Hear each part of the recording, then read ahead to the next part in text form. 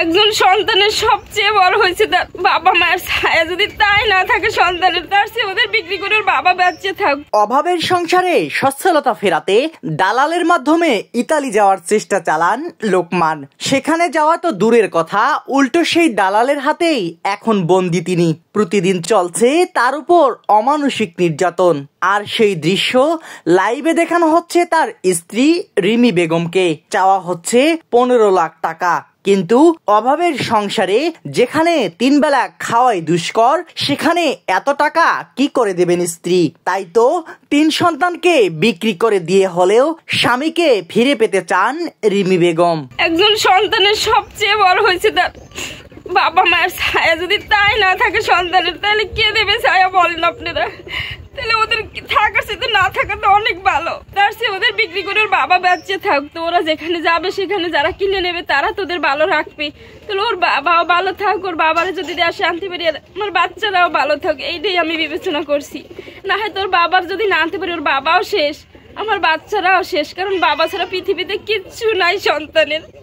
অবিশ্বাস্য হলেও এমন মর্মান্তিক ঘটনা ঘটেছে পিরোজপুর মঠবাড়িয়া সাপলেজা ইউনিয়নের 9 নং নলি জয়নগর গ্রামে।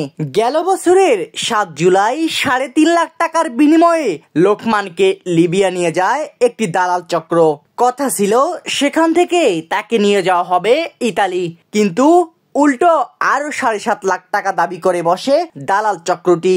সেই টাকা দেওয়ার পর আরো 15 লাখ টাকা চাওয়া হয় লোকমানের পরিবারের কাছে, নয়তো চিরতরে শেষ করে দেবার কথা বলা হয়। একে তো ঋণের বোঝা, তার উপর আবার মুক্তিপণের টাকা দিতে না পেরে পাগল প্রায় রিমি বেগম। আমি প্রথমে থেকে দিয়ে লিবিয়া পাঠাইছি, তখন 3.5 লাখ টাকা নিয়েছে। লিবিয়া যাওয়ার পর আবার ইতালির উদ্দেশ্যে নিয়েছে 7.5 লাখ। তা বিভিন্ন লাইকে 20,000 25,000 এরকমের করে মানুষের কাছ থেকে কর্জ আনছি, জমির উপরে আনছি।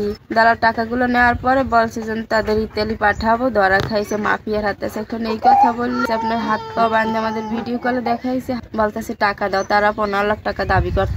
এখন শুনছি তার বাক শক্তিও নাই, কথা বলার মতন। আমার কাছে 5-7 দিনের মতন কল দেয় না, কন্টাক্ট হয় না তার সাথে। টাকার ব্যবস্থা করতে না পেরে 3 সন্তানের বিনিময়ে হলেও এখন স্বামীকে ফিরে পেতে পথে পথে ঘুরছেন স্ত্রী রিমি বেগম। লোকমান রিমি দম্পতির 1 ছেলে 2 মেয়ে। এদিকে সন্তানের জন্য কাঁদতে কাঁদতে অসুস্থ হয়ে পড়েছেন লোকমানের মা। শুধু দুহাত আল্লাহর দরবারে ছেলের জীবন ভিক্ষা চান। বাবা আমার বাড়ির ব্যস্ত কয়, 3টা গুরুদারা ব্যস্ত কয়, বন্যে লইয়ে গেছে, হারতেও পারি না, হার মুখ কিনতে পারি না, খাইতে। আমি আমার ছেলেকে আমি চাই। ওরে বাবা ভাইরা, তোমরা উদ্ধার করে আমার সন্তানকে আমার টাইনে দাও। পুলিশ বলছে এখন পর্যন্ত কোনো অভিযোগ দায়ের করা হয়নি। অভিযোগ পেলেই যথাযথ ব্যবস্থা নেওয়া হবে। জায়গা জমি বিক্রি করে সব টাকা দালালদের দিয়েছে লোকমানের পরিবার। এখন তার বাড়িতে দুমুঠো খাবার খাওয়ার মতো কিছু নেই। তাই এলাকাবাসীর দাবি, পুলিশের লোকেরা যেন অসহায় পরিবারটির পাশে এসে দাঁড়ায়। একই সঙ্গে সমাজের বিত্তবানদেরও এগিয়ে আসার আহ্বান জানান তারা। এত শেষ পর্যায়ে তো এই কিছু পয়সা দিয়ে দুধের পারে যদি দালালের দিয়ে এই আমরা চাই আল্লাহর দেওয়া নামাজ পড়িয়ে কই সবসময় আল্লাহ দেন, তুমি আরে ফিরেই দাও, জানটা ভিক্ষে দাও। আমরা ইয়েই কই এইরকম যে ওই আমরা কল্পনা করে আমরা ভালো পোলাটা ভালো নাই, নুন নয়, কোনো কায়দা নাই। বউটো যে বিক্রি করতে না, 3টে বাচ্চা তো যে বিক্রি করতে না, এমন কোনো সুযোগ দেখিনি আমরা। এই ও ভাই মারিয়ে না মারিয়ে না, এইগুলো খুব আমরা দেখতে না, দেখি আমরা আর একখানে সিটকুলি পড়ছি, আমরা দেখতেও চাই না আর দেখতে পারি না, সহ্য করি। সাব্বির হোসেন, সোনালী নিউজ।